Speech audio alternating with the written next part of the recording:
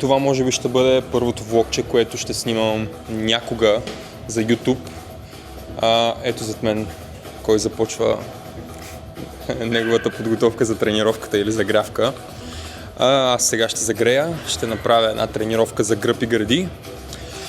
И мисля да дам 7-8 от 10 от себе си, тъй като просто ме боли доста гърлото, имам остър тонзилит най-вероятно. И пия някакви лекарства, но се опитвам да не прекалявам, така че нека видим.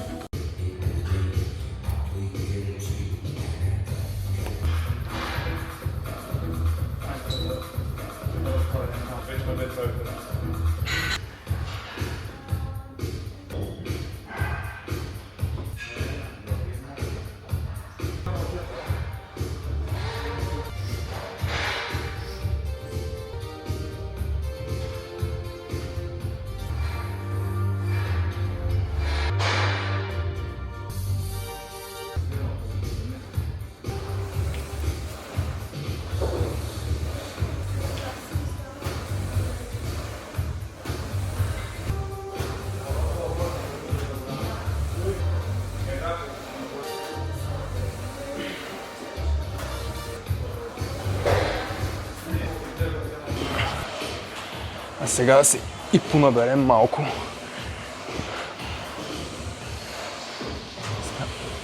За да вкараме малко кръв.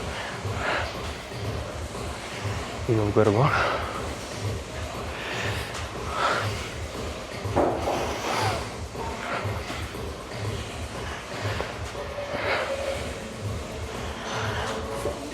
Ще направим 3 серии по 8.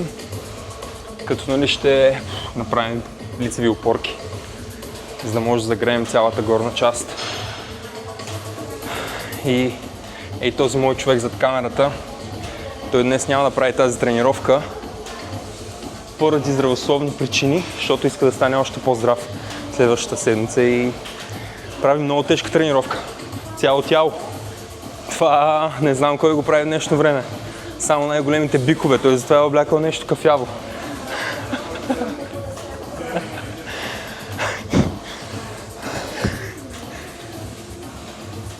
Що съм телец. Да, наистина, що си телец. Да. Време е да хитнем и първото упражнение, което е лежанка. Аз вече загрях, 2 серийки направих. Сега ще правя с една идея по-тежко. Нали не е много тежко, 80 кг. Но ще направим една къса серийка. След това още една, малко по-тежка. И преминаваме към следващото за гърди. Започваме първо с гърдите.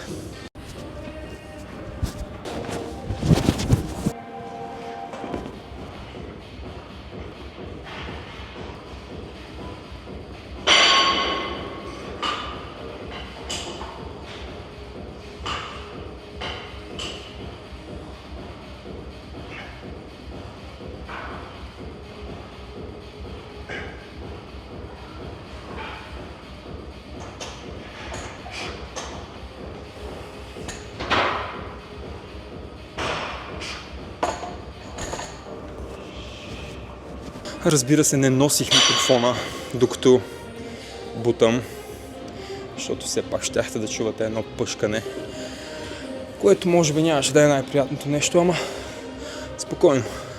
Ще има упражнения, на които ще пъшкаме много повече, отколкото на лежанката.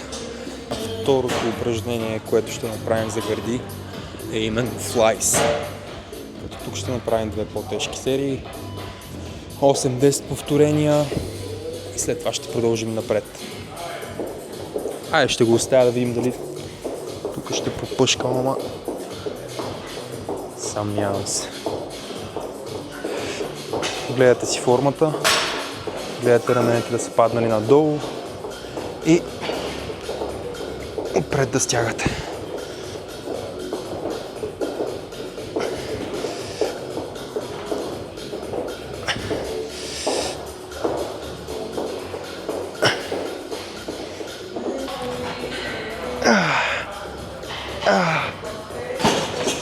Бум! Ето е и серийката. Чудесно, аз отивам да се правя третото упражнение, обаче някой вече го е заел. за долни гърди.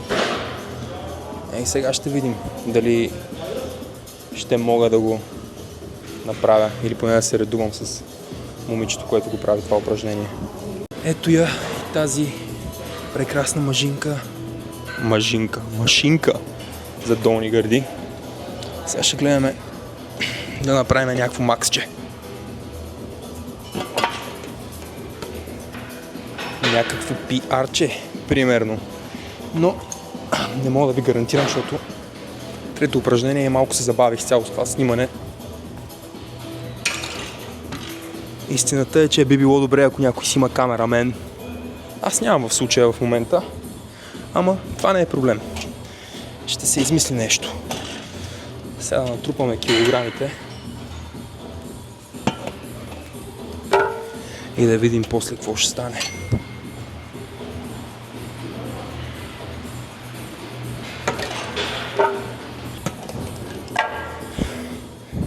И сега ще разберем какво ще се случи. Тук ще го закача микрофона. Хоп. Да проверим дали не е. Добре. Айде.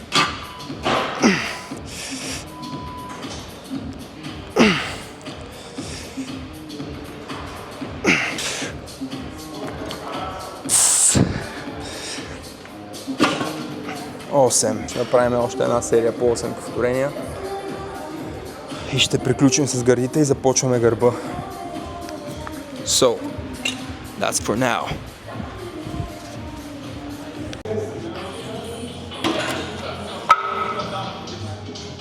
Още искам това.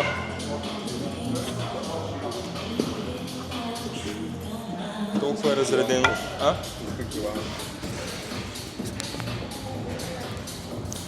Искам килограми.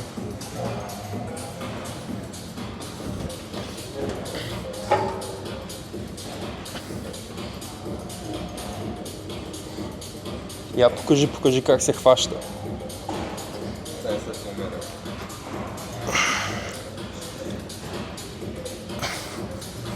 Да отпуснеш хубаво, да разтегне и да свиеш.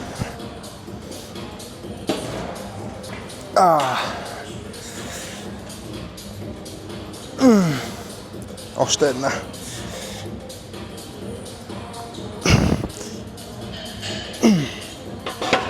Винаги. Ама винаги задържайте. Защото ако не задържате, ако просто мятате напред-назад, все едно нищо не правите.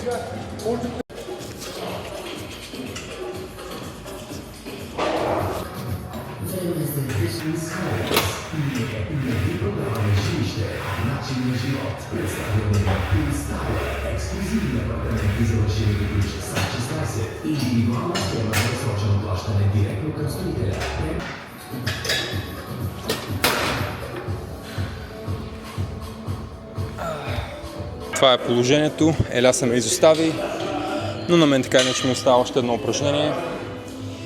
Приключвам, след това ще разтегна и тренировката завършва за днес. Конклудира. Конклудентни действия, ако знаете какво е това.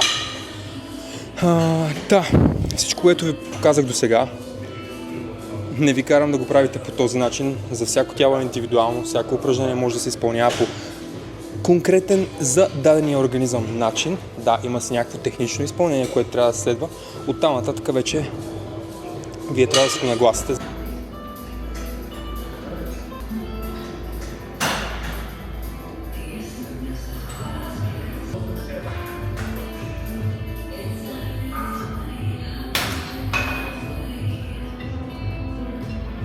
Ето, вече сме на финала на тренировката, сега правим едно разтягане, кратичко такова за финал и приключваме.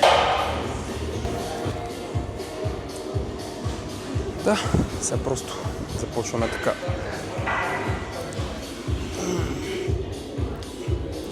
Хващаме се отзад за краката и опитваме да се придърпаме, за да може да разтегнем хем задните бедра, хем горе латовете. И задържаме за около 30 секунди.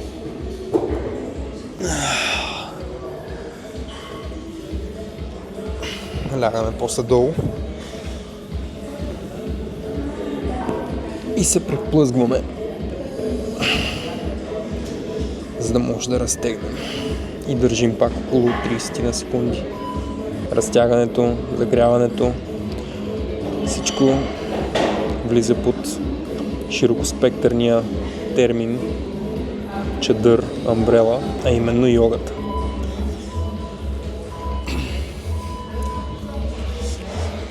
След това слагаме едната ръката отпред,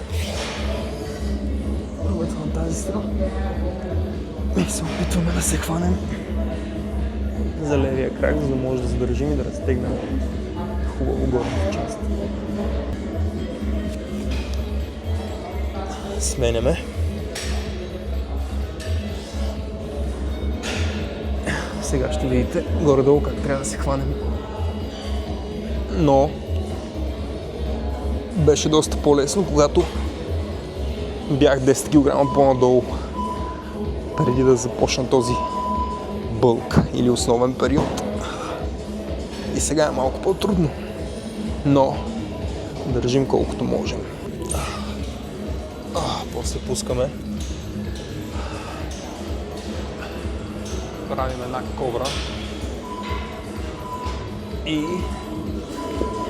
куче горещо надолу. Една от любимите ми пози.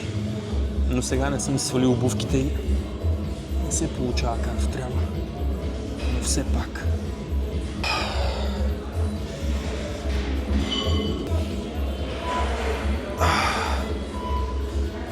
Това път кратичко.